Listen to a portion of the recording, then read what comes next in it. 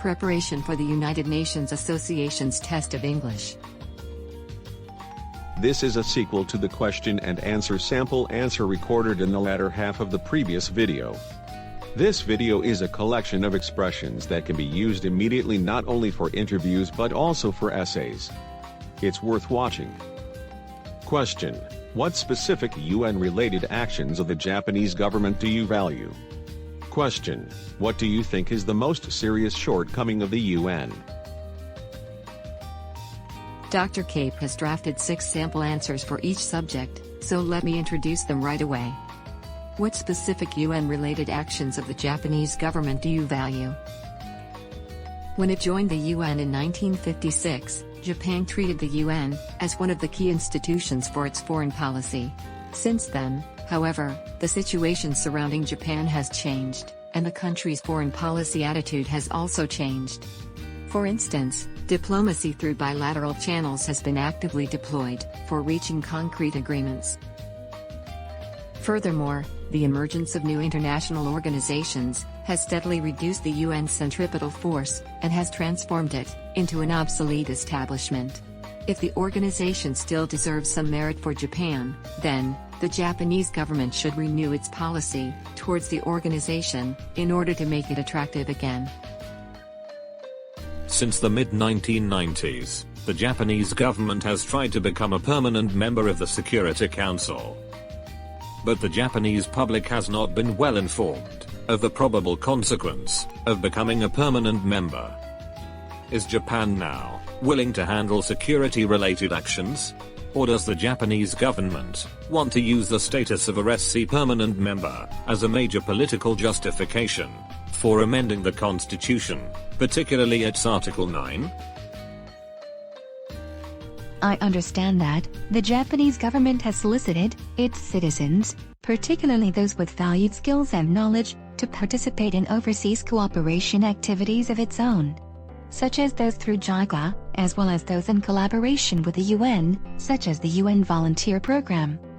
In this regard, the dissemination of opportunities for Japanese citizens, including the retired engineers and educators, to participate in UN-sponsored activities cannot be overemphasized. It seems that the Japanese government has nurtured nationalist sentiment and become more defensive towards some of the decisions made at the UN and its specialized agencies. If this is my biased view, then the government should intensify its efforts to provide us with more balanced information on the UN-related activities. The government should not engender such an impression that the UN is an institution exclusively for sovereign states. In its formality, the UN is undoubtedly an intergovernmental establishment, but the organization has called for greater participation in various campaigns by non-governmental actors as valuable stakeholders. The case in point is the Global Compact, where private firms have been encouraged to pledge their commitment toward corporate social responsibility. The UN, or more accurately, its member countries, has historically upheld such ambitious, international campaign goals that had often ended up failing. The Japanese government may take action to help the UN to downsize its bloated goals and call for non-UN actors to take over the task of achieving some of these goals. This may help to improve the efficient achievement of them. Next up, what do you think is the most serious shortcoming of the UN? Again, Dr. Cape has come up with 6 sample answers.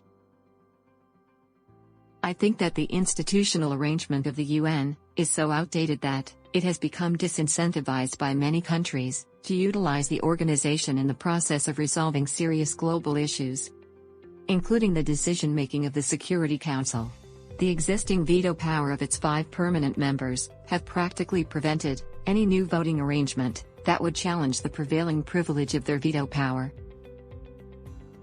The lack of the financial capacity of generating its own budgetary resources, instead of depending on the contributions of the member countries, tends to affect the political bias of the organization's general attitude to the member countries. The organization's political disposition tends to favor the position of major donors, which is similar to the typical corporate decision-making process, where major stockholders tend to sway major business decisions.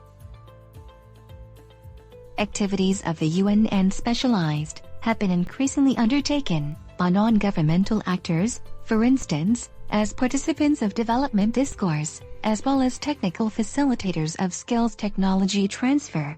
We wonder here whether the UN should refrain from being involved too heavily in market-based activities. This is because private actors, businesses, would be able to handle them much more effectively and efficiently. Some observers conventionally consider the General Assembly, the Security Council and the International Court of Justice as international equivalents of the domestic legislative, executive and judicial branches, respectively. But I think the institutional arrangements of the UN, particularly the Security Council, do not satisfy such an analogy of parliamentary democracy. The UN is much less democratic, as these observers wishfully postulate. Given that the UN is an intergovernmental organization, its regular budget has been financed by the assessed contributions of the member countries. It is wondered whether non-government actors, civil society organizations, philanthropic organizations, religious groups, educational institutions, private firms, etc., have participated increasingly in UN activities without the obligation of financially contributing to the organization. The very existence of the UN itself is an important reminder of the surviving commitment of the organization's founders to multilateral cooperation for maintaining global peace. Thus, I do not have much of a complaint. How was it? Which answer is your favorite? At the UN Association's test of English, it is important to express your opinion logically. Also, check the world situation by watching the news on a daily basis, and make a note of buzzwords used by newscasters. Thank you for watching. I'll see you soon.